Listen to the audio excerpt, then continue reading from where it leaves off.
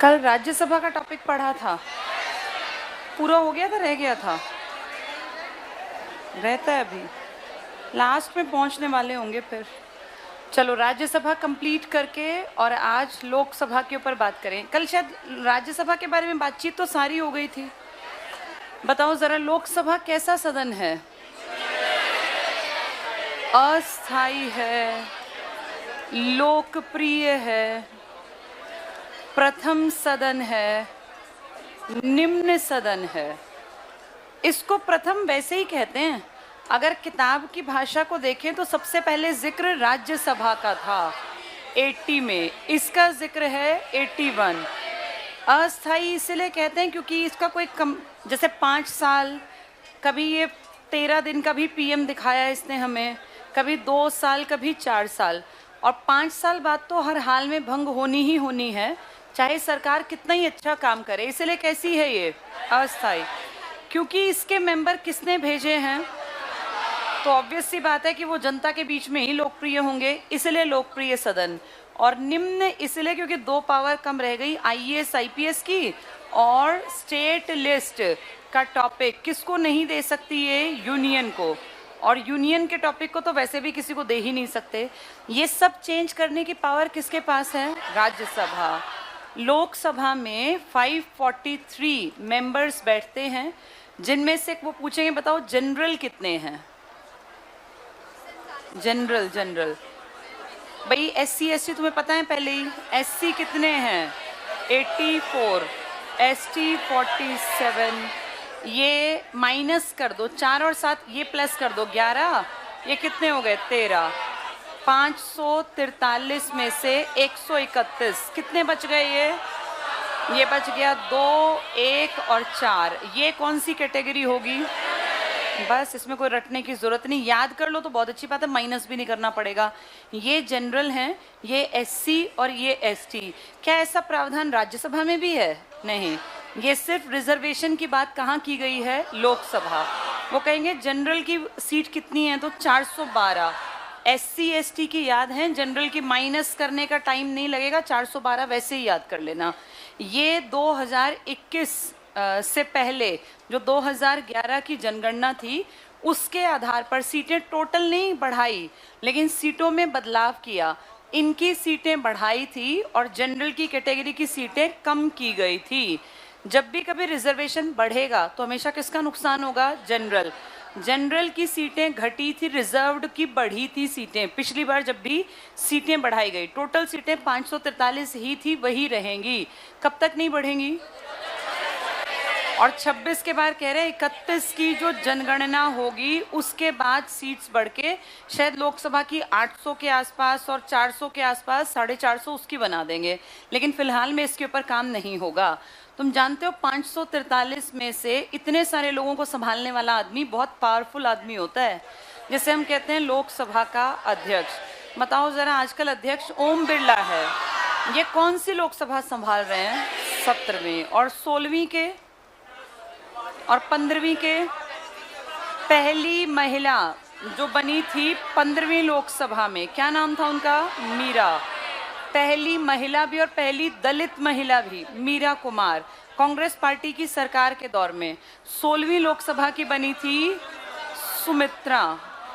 सुमित्रा महाजन, जो इस सरकार के पिछले टेन्योर 2014 से 19 बीजेपी ने इनको बनाया था, लेकिन बीजेपी ने इनको रिपीट नहीं कराया। जब सरकार रिपीट हुई तो नया आदमी था ओम बिरला। कौन सी लोकसभा के? और तुमसे पूछेंगे बताओ सबसे ज्यादा पावरफुल पोस्ट लोकसभा में किसकी है अथॉरिटी के सेंस में, तो पीएम कभी नहीं आएगा। अगर वो कहेंगे अथॉरिटी में सबसे बड़ा मुखिया कौन है, तो तुम कहोगे लोकसभा का अध्यक्ष।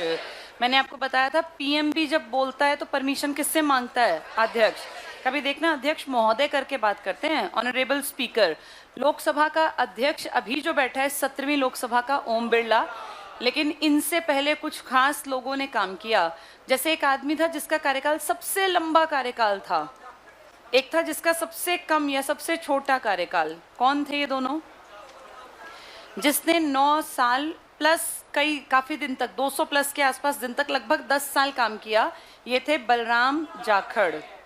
बलराम जाखड़, इनके लगभग 10 साल, 9 साल प्लस का टाइम।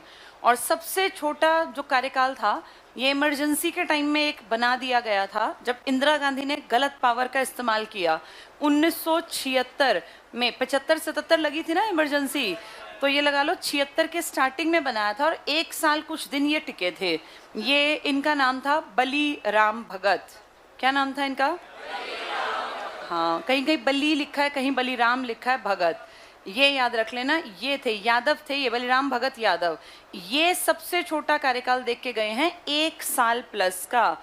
बाकी सबने या तो 5 साल या 10 साल के इर्द गिर्द। सबसे लंबा कार्यकाल जो इंदिरा गांधी के टाइम पर आए थे 80 में, और फिर 89 का एंड पकड़ा था जब तक राजीव सीट पर रहे थे। 80 की जनवरी के आसपास बने थे और इसके दिसंबर तक रहे। तो ये सोच लो ये पूरा साल, इसीलिए 9 साल प्लस का टाइम गिना जाता है, क्योंकि जनवरी 89 में 9 साल पूरे हो गए, फिर 10वां साल लग गया।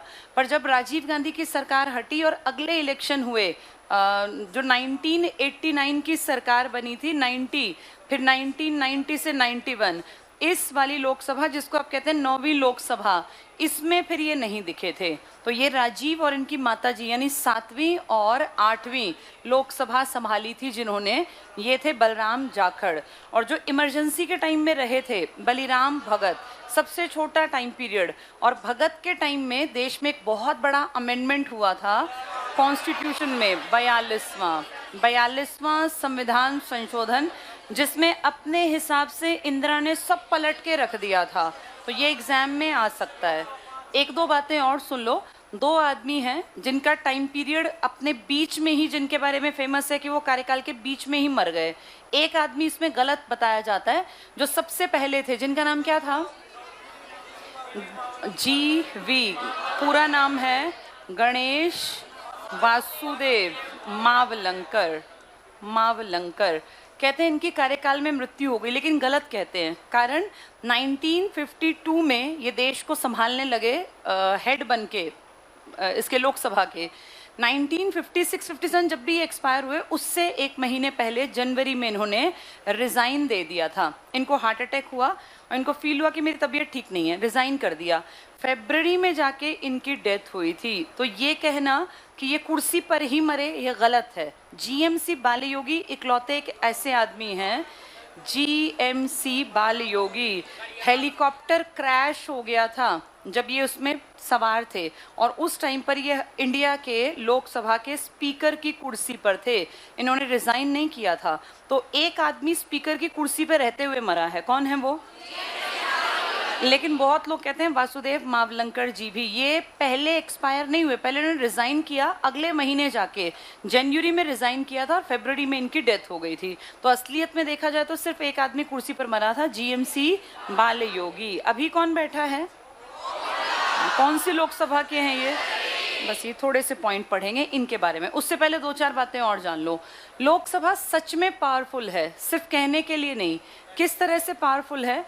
एक तो जितनी पावर सरकार यूज करती है, सरकार को अगर हम देखें तो लोकसभा में इसके आदमी बैठे हैं या राज्यसभा। असली पावर कहाँ वालों के पास है? लोकसभा। क्योंकि जितनी नीतियां बनती हैं, जितने नए कानून बनते हैं, मेजर कानूनों की शुरुआत कहाँ से की जाती है? वैसे तो विधेयक कहीं पेश कर दो, लेकिन इम्पोर्टेंट विधेयक, सारे इम्पोर्टेंट बिल जिनमें कि धन विधेयक आता है, ये हमेशा कहाँ पेश किए जाते हैं? लोकसभा। राज्यसभा इनको पेश कर ही नहीं सकती, ऐसा लिखा हुआ है। किस आर्टिकल में बताओ? ये बताया हुआ है तुम्हें 109 में ये लिखा है कि धन विधेयक केवल राज्यसभा में पेश होगा। 110 अच्छा लोकसभा में 107 में लिखा है साधारण विधेयक, और 108 में लिखा है जॉइंट सेशन, इकट्ठी बैठक। 109 में लिखा है कि ये सिर्फ कहाँ? लोकसभा। फिर 110 में पूरा एक्सप्लेन किया गया, धन विधेयक की पावर लोकसभा के स्पीकर के पास है। फाइल इसके पास आएगी, ये पूरी फाइल को देखेगा, थॉरोली पढ़ेगा, और फिर अगर ये साइन कर देता है और ये स्टैंप लगा देता है तो ये कंफर्म हो गया आर्टिकल 110 में कि इस फाइल के अंदर के कागज कौन से विधेयक के हैं? धन विधेयक। फिर इन पे राज्यसभा और राष्ट्रपति कुछ नहीं कर सकते, क्योंकि धन विधेयक की सारी पावर मेन किसके हाथ में दे रखी है। इस फाइल को तुरंत राष्ट्रपति के पास पहुंचाएंगे, स्टैंप और साइन होने के तुरंत बाद राष्ट्रपति फाइल देखेगा, देखते ही समझ जाएगा कि स्टैंप और साइन का मतलब कौन सा विधेयक है, धन। ये इसको पढ़ेगा और कह देगा पेश कर दो। इसकी परमिशन ले ली प्रायर पहले ही, और परमिशन के बाद ये लोकसभा में पेश किया जाएगा, यहाँ बहस होगी, पास हो जाएगा। उसके बाद ये जाएगा राज्यसभा। राज्यसभा को सिर्फ ये कहा जाएगा आपके पास सजेशन देने की बस एक मान लीजिए कि हमने एक पॉसिबिलिटी है, बाकी आप कुछ नहीं कर सकते, तो सिर्फ ये सजेशन देने के लिए कि देखो हमने ये लिखा है, तुम बता दो तुम्हें कैसा लग रहा है कि भाई ये ठीक है कि नहीं है, नहीं है तो भी चलेगी हमारी। ये किसको कहा गया है, राज्यसभा। कितने दिन तक के अंदर, अगर उसको पढ़ के लगता है ये और अच्छा कर सकते हैं तो लिख के दे दे, और अगर उसकी तरफ से कोई सजेशन नहीं आता तो आफ्टर 14 डेज लोकसभा ये मानती है कि जैसा मैंने पास किया यही पास है, और अब इसी पर साइन करेगा राष्ट्रपति।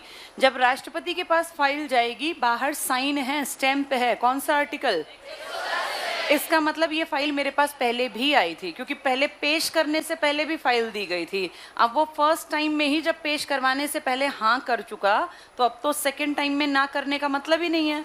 अब तो वो चाहे ना चाहे वो बाध्य है। इसीलिए कहा जाता है कि इसके पास जब फाइल आएगी, इस फाइल को देखें तो दूसरी बार जा रही है, लेकिन यहाँ गिनती दूसरी बार नहीं करनी, यहाँ आप कहेंगे पहली बार में ही क्या हो गया, ये बाध्य, क्योंकि साइन करने के लिए तो पहली बार ही गई है। इससे पहले जब गई थी तब तो परमिशन के लिए गई, साइन नहीं किए थे। अब साइन करने के लिए पहली बार में बाध्य हो गया। किस विधेयक पर, इसीलिए धन विधेयक में सारी पावर किसके हाथ में है, राज्यसभा तो फॉर्मेलिटी के लिए बैठी हुई है, लेकिन राज्यसभा भी कम नहीं है, कुछ चीज़ों में राज्यसभा की भी इम्पोर्टेंस है। जैसे देश का राष्ट्रपति बनाना है तो क्या राज्यसभा से पूछा जाता है, इलेक्शन में राज्यसभा की हिस्सेदारी है कि नहीं है, 50-50% हैं दोनों। ऐसा नहीं कि बिना राज्यसभा के राष्ट्रपति बन जाएगा।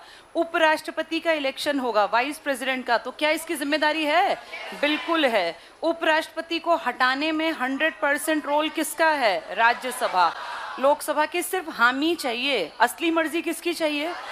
इसलिए ये मत सोचना कि ये फालतू है, इसके काम बहुत हैं। बस एक इम्पॉर्टेंट बात ये है कि ये सरकार से क्वेश्चन उस तरह नहीं कर सकती जैसे कौन कर सकती है, लोकसभा, क्योंकि इसके भेजे गए आदमी किसने भेजे हैं, और लोकसभा के आदमी किसने भेजे हैं, पैसा हमारा, तो क्वेश्चन भी हमारे, हमारी मर्जी, हमारे क्वेश्चन पूछेंगे वो एमपी जो लोकसभा में बैठे हैं। इसीलिए राज्यसभा की ज़्यादा कार्यवाही से सरकार को कोई फर्क नहीं पड़ता, और सरकार को वो हटाने के लिए कोई प्रस्ताव भी नहीं ला सकती। अगर सरकार को हटाना है तो प्रस्ताव कहाँ लाया जाएगा।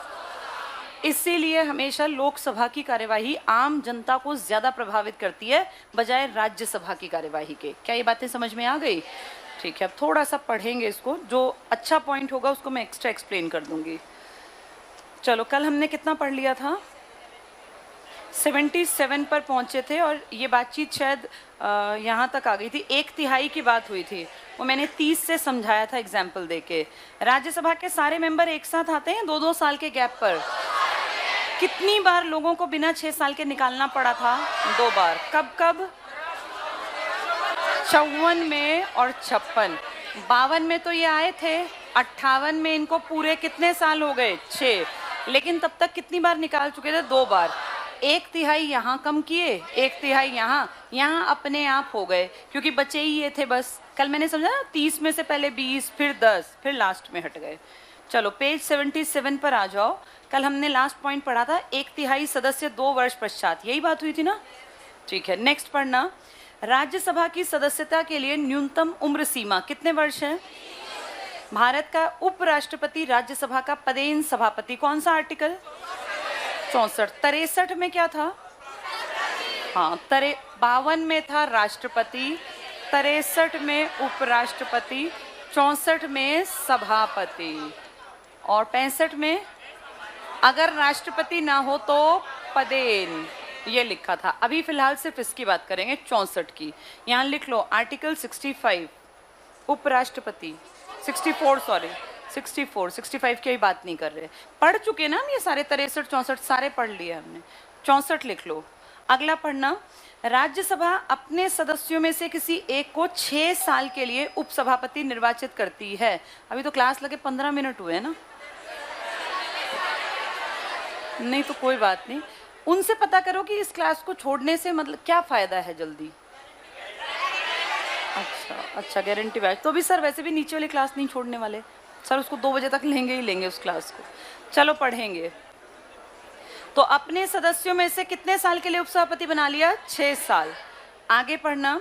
संसद द्वारा राज्यसभा के निर्वाचन की पद्धति में 2003 में 2 चेंज किए गए, 20 साल लगभग पहले। पहला, राज्यसभा के लिए चुनाव लड़ने वाले प्रत्याशी के लिए अब ये जरूरी नहीं है कि उसका नाम उस राज्य विशेष की मतदाता सूची में हो जहां से वो चुनाव लड़ रहा है, अर्थात उसका नाम भारत के किसी भी राज्य की मतदाता सूची में हो सकता है। ये सीधा किस तरफ इशारा है? Backdoor entry.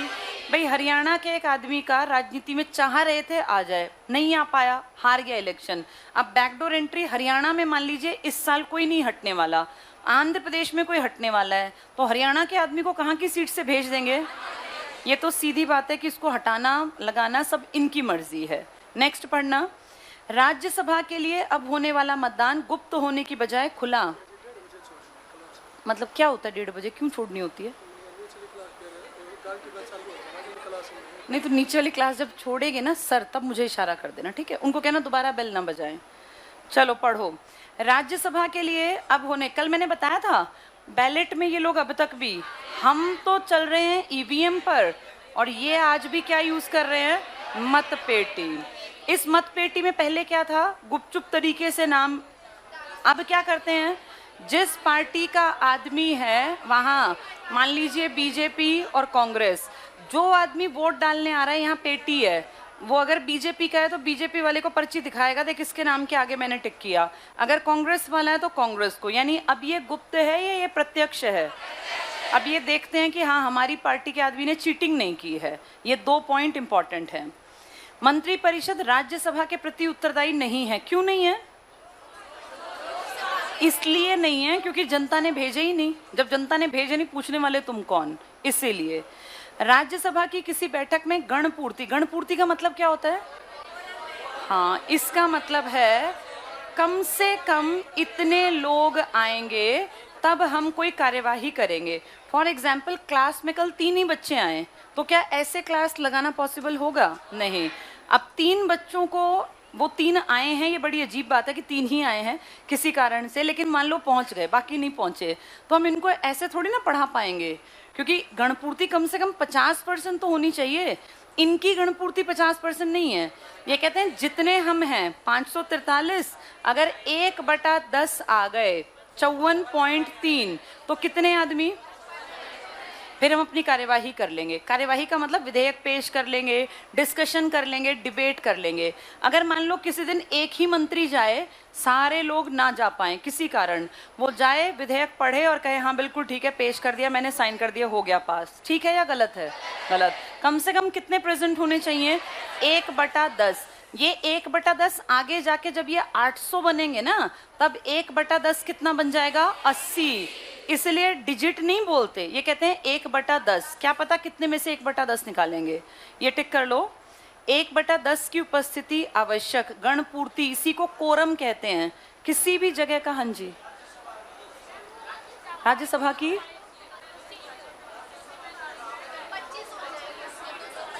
अच्छा मैंने ये कर तो अच्छा राज्यसभा है तो राज्यसभा की कर लो भैया, 245 की कर लो। वैसे यहाँ नहीं होता। यहाँ क्यों नहीं होता सुन लो, इसमें जरूरत नहीं पड़ती। वैसे पूरे देश की संसद की लिखते हैं इसको, संसद की गणपूर्ति, तो 1/10 यहाँ इसलिए नहीं करना पड़ता क्योंकि यहाँ कभी भी कोई नया कानून बनाने की शुरुआत की ही नहीं जाती। सारे बड़े कानून जो तुम्हें और मुझे प्रभावित करते हैं ना, वो हमेशा लोकसभा में ही लाए जाते हैं, चाहे वो कृषि के हों, वो नौजवानों की लाइफ से जुड़े हों, एजुकेशन के हों। ये राज्यसभा तो बस पीछे पीछे काम करने के लिए है, इसलिए इसकी गणपूर्ति ज़्यादा मैटर नहीं करती, क्योंकि इसके पास करने के बाद भी सारा डिस्कशन मेन कहाँ होना है? लोकसभा। इसके पास पावर है, ये पेश कर सकती है, लेकिन जब भी लिखा हो महत्वपूर्ण विधेयक तो वो हमेशा कहाँ जाएंगे? लोकसभा। संविधान संशोधन के सारे सबसे पहले कहाँ आते हैं? नौकरी के, आरक्षण के, पैसों के सारे विधेयक कहाँ आते हैं? इसलिए इसकी जरूरत नहीं पड़ती। पढ़ के देखें आगे। तो वैसे गणपूर्ति सबकी 1/10 होती है, चाहे किसी बड़ी ऑर्गेनाइजेशन की बात करें, लोकसभा कह लो, राज्यसभा। इसकी जरूरत इसलिए नहीं क्योंकि पेश नहीं करते यहाँ, फिर भी अगर पूछ लें 1/10। आगे पढ़ना। द्वितीय सदन तुम्हारे यहाँ क्या है? हर राज्य को बराबर मिला है नंबर या अलग अलग है? सबसे ज्यादा मेंबर कहाँ थे? और एक एक वाले कितने राज्य थे? +1 यूटी। ये थे मेघ, त्रि, मणि, अरुण, गोवा, मिजोरम, नागालैंड, सिक्किम और पौंडीचेरी। ये कौन था? यूपी। इसका मतलब तुम्हारी सीधी ये किससे प्रभावित है? जनसंख्या। लेकिन अमेरिका है, स्विट्जरलैंड है, ऑस्ट्रेलिया, कई देश वो क्या करते हैं? अमेरिका में 50 राज्य हैं, 50 स्टेट्स, सबकी जनसंख्या सेम है या अलग अलग? लेकिन 50 का प्रतिनिधित्व बराबर कर रखा है। ऐसा हमने नहीं कर रखा। हमने कहा है हमारे यहाँ जनसंख्या ज्यादा। जैसे स्टार्टिंग किससे की? आपको याद हो जब आप आजाद हुए कितने करोड़ थे? लगभग 10 लाख पे आपने एक मेंबर भेजा था। कितने लोग गए थे? संविधान सभा का चुनाव कितने लोगों? 389 से आपने किया था। 400 करने थे, थोड़ा बहुत कम ज्यादा। आज भी यही है, इसको ध्यान से सुनना। लोकसभा का एक एमपी कम से कम 5 लाख की जनसंख्या दिखाना जरूरी है। ये कंपलसरी है, इससे कम की जनसंख्या पे सीट नहीं बनेगी। और वैसे अगर देखें तो 10 लाख लिखित में है कि इतने पर एक सीट। ये स्टार्टिंग के 50 लाख, क्योंकि जब आप आज़ाद हुए थे ना तब आबादी इतनी नहीं थी जितनी आज है। आज तो 50 लाख बहुत कम है, शहरों में हो गई, तब राज्यों में थी इतनी। तो 50 लाख की आबादी पर एक सीट पर कितने आदमी होने चाहिए? 10 लाख। फिर 50 लाख के आगे अगर आबादी बढ़ती है ना तो फिर 20 लाख पर एक सीट कर देंगे। जैसे पहले 10 लाख पर थी, आबादी 50 लाख से ज्यादा है तो कितने लाख पर एक सीट? 20 लाख। क्योंकि भाई ऐसे तो किसी किसी राज्य में बहुत ज्यादा निकलेगी, फिर सारी सीट उनकी ना बन जाए। तो शुरुआती सीट पहले कंपलसरी तो है 5 लाख, लिखित में नहीं है। ये कह रखा है इससे कम हो तो सीट बनाने की दिक्कत आएगी, फिर इकट्ठे कर देना। तो लिखित में जो चलती है वो ये कि 10 लाख की आबादी पर पहली सीट, फिर अगले 10 लाख पर दूसरी, फिर तीसरी। कितने लाख तक चलेगा? 50 के बाद 60 लाख पे मत बनाना, 50 के बाद 70 लाख पे, फिर 90 पे, फिर करोड़ पे। यानी शुरुआत में 10 लाख पे सीट बनती है, उसके बाद कितने लाख पर? 20 लाख। ये लोकसभा की सीटें हैं। और लोकसभा से ही प्रभावित किसकी होती हैं? राज्यसभा। लगभग आधी सीट या उससे थोड़ी कम बनाते हैं इसकी, हैं जनसंख्या पर। पढ़ के देखो। द्वितीय सदन राज्यसभा में प्रतिनिधित्व के लिए 2 सिद्धांतों का प्रयोग किया जाता है। एक तरीका ये हो सकता है कि देश के सभी क्षेत्रों को असमान आकार और जनसंख्या के बावजूद दूसरे सदन में समान प्रतिनिधित्व दिया जाए। दूसरा तरीका ये हो सकता है कि देश के विभिन्न क्षेत्रों को उनकी जनसंख्या के अनुपात में असमान प्रतिनिधित्व दिया जाए। हमने पहला या दूसरा, कौन सा? सेकंड। अर्थात द्वितीय सदन में ज्यादा जनसंख्या वाले क्षेत्रों को ज्यादा और कम जनसंख्या वाले क्षेत्रों को कम प्रतिनिधित्व प्राप्त हो। अगला टिक कर लो।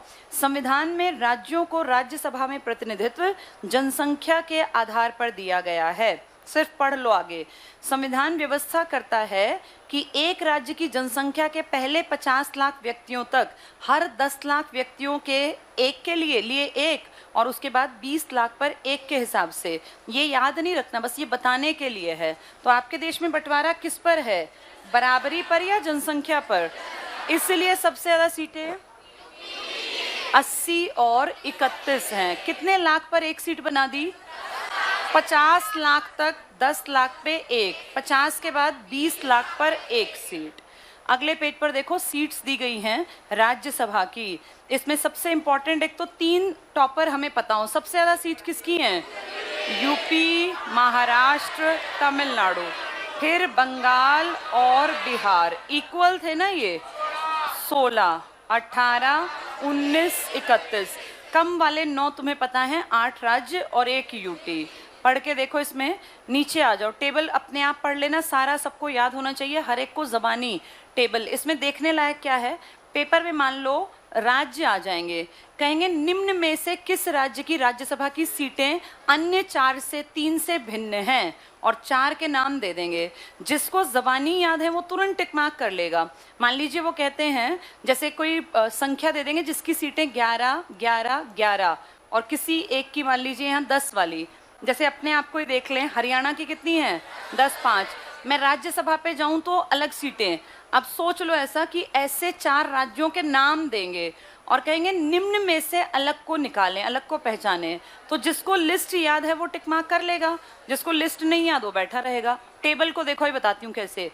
यूपी सबको पता है 31 है, महाराष्ट्र 19 पता है, आंध्र प्रदेश में देखो कितनी दिख रही हैं 11। थोड़ा सा नीचे आओ, मध्य प्रदेश में देखो 11, इसके बाद गुजरात में 11। तो वो जानबूझ के कहेंगे एमपी, गुजरात, आंध्र प्रदेश और एक और नाम दे देंगे राजस्थान, और कहेंगे निम्न को राज्यसभा की सीटों के अनुसार अलग को छांटे। तो अलग समझ गए क्यों है? जिसको डिजिट याद है वो टिक मार्क कर लेगा। ऐसे एक एग्जाम्पल देखो 7, 7 वाले। पंजाब देखो नीचे से तीसरा, असम देखो 7, एक तेलंगाना ऊपर देखो 7, इनमें एक 6 वाला और नाम डाल के झारखंड का, और कहेंगे निम्न में से अलग को पहचाने। तो जिसको याद है 13, 7, 14, 7 और क्या था 17, 7, वो टिक मार्क कर लेगा कि ये अलग है। इस तरह से चीज़ों को घुमा फिरा के टफ बनाया जाएगा। एक जैसे वाले एक साथ सारे याद नहीं करने, तुम्हें वैसे याद करनी है लिस्ट जैसे तुम्हें मैंने बता रखी है कि भाई 14, 7 पता है हमें 7 हैं। पेपर आया तुरंत सामने लिख लिया और फिर देखा कौन सा अलग है तो निकाल लोगे आराम से। अगला देखो टॉपिक, राज्यसभा सदस्य जो पीएम बने, क्या राज्यसभा से पीएम बन सकते हैं? इंदिरा गांधी पहली पीएम थी जो कहां से बनी थी? राज्यसभा से क्या बन गई थी? इंदिरा से पहले या तो शास्त्री पीएम थे या इनके पिताजी नेहरू। दोनों पीएम बने पर दोनों लोगों की पसंद थे। कहां गए थे? लोकसभा। इंदिरा की एंट्री इनके पिताजी के कारण हुई थी राजनीति में, और पिताजी ने बैकडोर एंट्री पहले करवाई तो पहले कहाँ की मेंबर बनी थी? राज्यसभा। बाद में खैर ये लोकसभा में जम गई थी, रायबरेली से इन्हीं की जीत होती थी। लेकिन एक दौर था जब राज्यसभा से एंट्री करानी पड़ी थी, और उसी दौर में किसकी मौत हो गई थी? और शास्त्री जी की मौत के बाद सबको लगा था कि पीएम बनेंगे मोरारजी देसाई, क्योंकि मोरारजी देसाई उस टाइम पर एज, मैच्योरिटी और लोकसभा के थे ना, तो मोरारजी को लगा मेरी टक्कर में कोई है ही नहीं। लेकिन उस टाइम पहली बार आपके देश में राज्यसभा से पीएम बना दिया गया था। किसको? और इसका खुलकर विरोध किया था मोरारजी देसाई ने। और जब इंदिरा गांधी ने मोरारजी देसाई को चुप कराने के लिए सोचा कि एक बड़ी पोस्ट इनको पकड़ा देनी चाहिए वरना ये मानेंगे नहीं, तब इनको क्या बना दिया था? उप प्रधानमंत्री। जैसे ही वो उप प्रधानमंत्री बने उन्होंने एक विधेयक पेश किया लोकसभा में और कहा आज के बाद लोकसभा से ही 100% पीएम बनेगा। ये सीधा कटाक्ष किसके ऊपर है? इंदिरा गांधी की सरकार है, क्यों पारित होने देंगी? पारित होने नहीं दिया, आज तक भी ये पारित नहीं हुआ। और इसी चक्कर में मोरारजी देसाई ने बाद में क्या किया था? इस्तीफा, कि मेरी तो कोई सुनता नहीं, मेरी चलती नहीं। तो कहाँ चल पाई थी इनकी सरकार? हट गए थे ये हट गए और इंदिरा गांधी जम गई। 1971 के इलेक्शन में बहुत लोग कह रहे थे इंदिरा गांधी ने चीटिंग की है, और हमें भी मानना पड़ा, क्योंकि किसने कह दिया? Allahabad high court. और यहाँ 1971 में इंदिरा गांधी जीतकर लोकसभा सीट से इलेक्शन जीतकर आ गई। तो अब मोरारजी देसाई की वो वाली बात नहीं चल पाई कि कहाँ के लोग नहीं आ पाएंगे राज्यसभा। और इसका लाइव एग्जाम्पल तुमने अपने सामने देखा, मनमोहन सिंह जो बहुत पढ़े लिखे और काबिल आदमी, ये यूजीसी के हेड रहे, आरबीआई के गवर्नर रहे, प्रोफेसर रहे, रीडर रहे, सबसे पढ़ा लिखा। अगर पीएम की डिग्री निकालने लगे ना तो इससे ज़्यादा पढ़ा लिखा कोई होगा नहीं तुम्हारे देश में। ये आदमी भी एमपी थे, लेकिन कहाँ के थे? राज्यसभा। तो जो दिक्कत इंदिरा गांधी के टाइम पे आई थी और वो नियम नहीं बनने दिया, कांग्रेस ने फिर उसका इस्तेमाल किया और अपने बिहाफ पे किसको पीएम बना दिया? मनमोहन सिंह। और 10 साल काट गए मनमोहन सिंह जी, 2004 से 14, और आज तक भी ये नियम नहीं बना। चलो जल्दी से पढ़ेंगे अब। पहला पॉइंट देखो, इंदिरा गांधी 66 से 67 लिखा है, जबकि पीएम तो ये 77 तक रही। फिर 67 तक क्यों लिखा? क्योंकि 67 में इलेक्शन हुए और ये रायबरेली से जीत गई थी। यहाँ लिख लो ये बात, 67 का चुनाव रायबरेली से जीता, वो लोकसभा का चुनाव था। और 71 का भी, तो सिर्फ एक साल गिनी जाती हैं ये, 67 का और 1971 का चुनाव रायबरेली लोकसभा सीट से जीता। अगला पढ़ो, HD देवेगौड़ा 96 से 97, हाँ ये लोकसभा के MP भी थे और विधानसभा में भी रहे थे, ये उतने इंपॉर्टेंट नहीं है।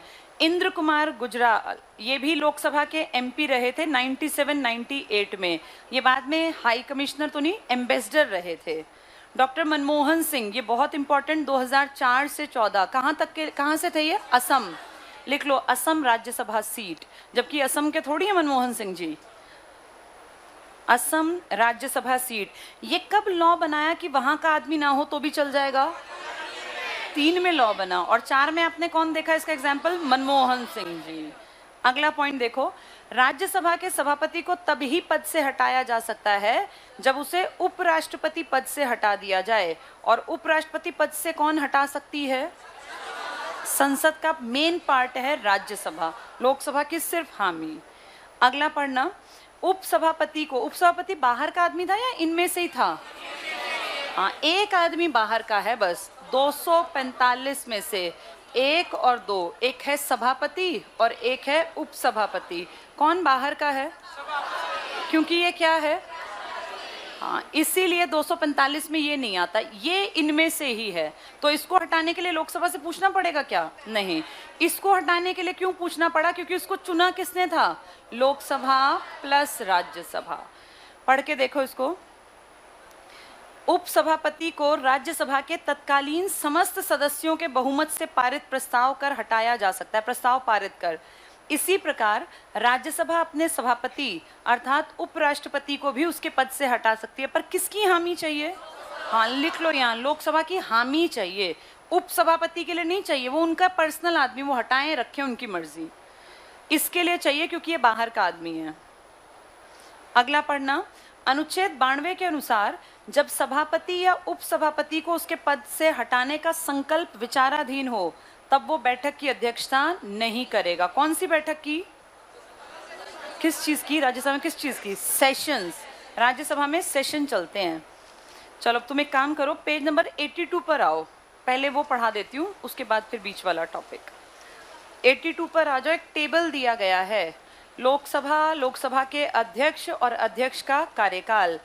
जैसे पेपर को टफ बनाने के लिए क्या करते हैं, जो फेमस नहीं है ना लेकिन अध्यक्ष रहे हैं उनके नाम आ जाएंगे, 3 कोई फेमस होंगे, एक फेमस नहीं होगा, और उनमें से पूछ लेंगे, कोई राज्यसभा का दे देंगे कि कौन यहाँ पर अध्यक्ष नहीं रहा, तो इसलिए अध्यक्ष के नाम जरूर 4-5 बार पढ़ के जाना, चाहे वो फेमस ना रहे हों। पहला नाम सब जानते हैं, कौन था ये? GV मावलंकर। इनकी डेथ कार्यकाल के बीच में हुई या बाद में? हाँ, इन्होंने इस्तीफा दिया जनवरी में, डेथ हुई फरवरी में, फिर भी कह देते हैं कि कार्यकाल में। मान लो आ जाए कि कौन से 2 मरे कार्यकाल में, जबरदस्ती पूछ रहे हैं तब इनका नाम GMC के साथ आएगा। यहाँ लिख लो, जनवरी में रिजाइन, फरवरी में इनकी डेथ हुई थी, कार्यकाल जो लिखा है वो एक्चुअल में जनवरी में रिजाइन कर चुके थे, कार्यकाल लिखा है 27/2/56, ठीक है। यहीं लिख लो फरवरी में डेथ, जनवरी में रिजाइन कर दिया, तो ये दूसरा महीना थे नहीं ये इस पोस्ट पर। नेक्स्ट टिक करना। अच्छा, लोकसभा के अध्यक्ष की सैलरी कितनी है आजकल? यही पूछ ले, सैलरी कितनी है? 3.5 लाख, लिख लो यहाँ 3.5 लाख। अध्यक्ष के ऊपर लिख लो 3.5 लाख पर मंथ। अगला देखना, जब ये अचानक से गुजर गए तो बने M अनंत शयनम आयंगर 56 से 57 तक। 57 में नया इलेक्शन हुआ, कौन सी लोकसभा बनी? दूसरी, शास्त्री जी आ गए थे, 57 से 62 तक वो रहे। फिर तीसरी लोकसभा में आ गए हुकुम सिंह जी, इनके बीच में आपके पंजाब से अलग करके हरियाणा बना। कौन था लोकसभा का स्पीकर? हुकुम सिंह, यहाँ लिख लो हरियाणा बना, और चंडीगढ़ UT बना हुकुम सिंह जी के टाइम, हरियाणा राज्य बना और चंडीगढ़ UT बना। तीसरे थे ये, तीसरी लोकसभा के। अगला है नीलम संजीव रेड्डी। तुम सब जानते हो नीलम बहुत लकी थे, और नीलम संजीव रेड्डी की 3 चीजें हमें याद रखनी है। क्या क्या? पहला, फर्स्ट स्टेट के फर्स्ट सीएम। दूसरा, 2 बार 2 टाइम्स ये क्या बने थे? लोकसभा के स्पीकर। और तीसरा, आज तक के यंगेस्ट प्रेसिडेंट ऑफ इंडिया। कितने साल के? 64 के। नीलम संजीव रेड्डी। पहला पॉइंट टिक कर लो नीलम का। इसका टाइम पीरियड देखो, 67 से 69। इसी टाइम पर तुम्हारे एक जो वो थे ना प्रेसिडेंट, वो एक्सपायर हुए थे 67 से 69 में। कौन था वो? डॉक्टर जाकिर हुसैन। उस टाइम थे ये। अगला टिक करना, गुरुदयाल सिंह ढिल्लो आए 69 से 71 के बीच में। फिर दोबारा से आए गुरुदयाल सिंह ढिल्लो 71 से 75। आए 2 बार हैं, लेकिन कार्यकाल उतना लंबा नहीं है जितना बलराम जाखड़ का, वो भी 2 बार हैं, उनके 10 साल के इर्द गिर्द। इनका टाइम पीरियड कम है, 69 से 75, 6 साल का। उनका 2 बार नाम आएगा और 10 साल का लगभग।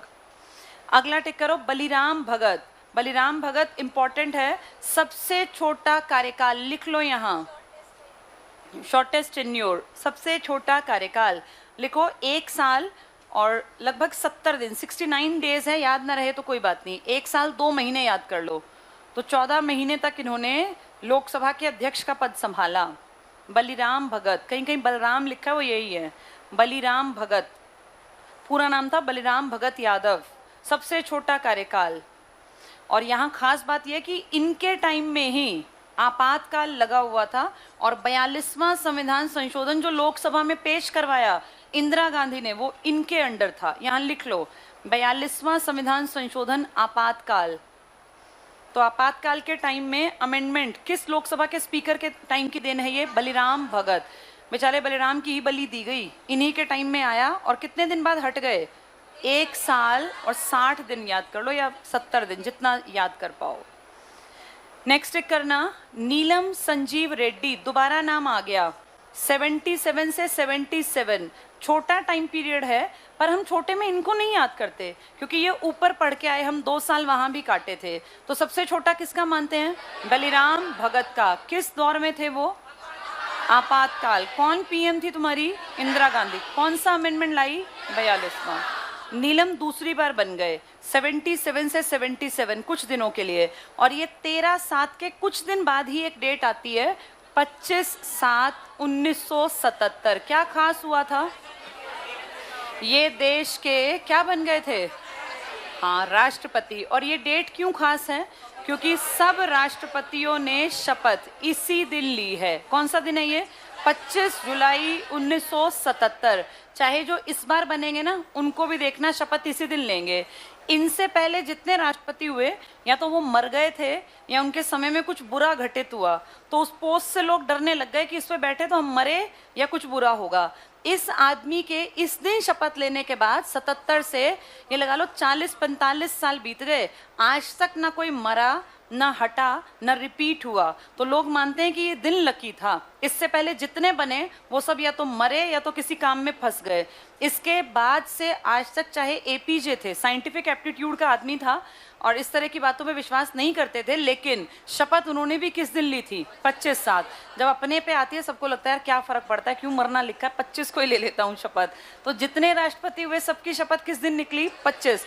और सबने कितने साल पूरे किए? 5 साल। ये इनके बाद से है, नीलम के बाद से। तो नीलम 77 में कुछ महीनों के लिए दिखाई दी, कुछ 3 से और 7, 4 महीने के लिए। इसके कुछ दिन बाद राष्ट्रपति बन गए।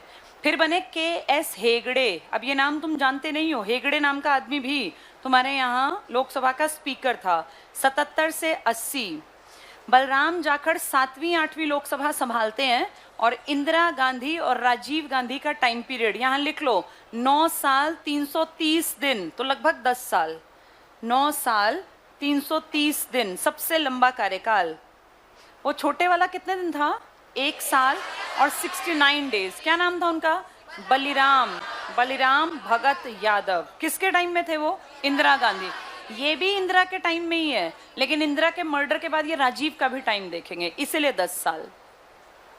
8वीं और 7वीं दोनों लोकसभा बलराम जाखड़। इंपॉर्टेंट है, सबसे लंबा कार्यकाल। तो सबसे छोटा कार्यकाल भी इंदिरा के अंडर था और सबसे लंबा कार्यकाल भी इंदिरा के टाइम पर। रवि राय टिक्करना, इनका टाइम पीरियड भी छोटा है लेकिन बलिराम भगत से ज्यादा है। ये भी 1 साल और 202 दिन रहे थे। मान लो बलिराम का नाम ना आए तो रवि राय टिक कर देना। रवि राय यहाँ लिख लो, सेकेंड शॉर्टेस्ट टेन्योर, दूसरा सबसे छोटा कार्यकाल। रवि राय 1 साल 202 दिन, उनका कितना था 1 साल 69 दिन, वो सबसे छोटा, इनका सेकेंड शॉर्टेस्ट। शिवराज पाटिल 10वीं लोकसभा में थे जब पीवी नरसिम्हा राव आपके पीएम बने, 91 से 96।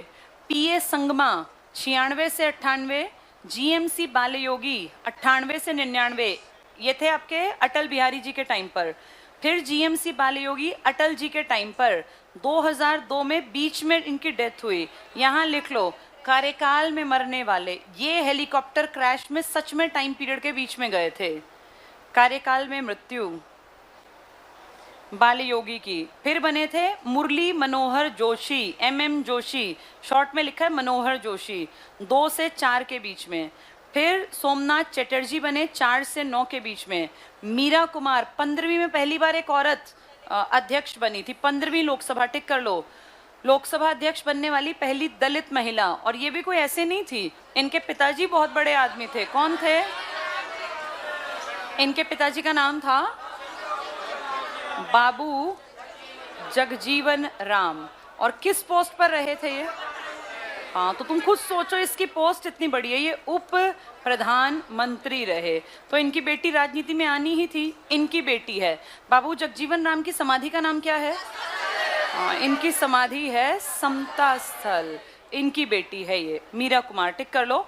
9 से 14 के बीच में रही। 16वीं में सुमित्रा महाजन सेकेंड लेडी और 17वीं में ओम बिरला। 19 से 22 चल रहा है, तो कितनी लोकसभा आ गई हैं? ये कब तक रहने वाले हैं ओम बिरला? हाँ, अगर स्वास्थ्य बना रहा, ये पता नहीं होता ना कौन स्वास्थ्य में कब लुढ़क सकता है। चलो, आज हमने ये सारा पढ़ लिया। बस तुम सर की क्लास में बस नहीं बोलते हो, सर सुनते नहीं हैं। चलो।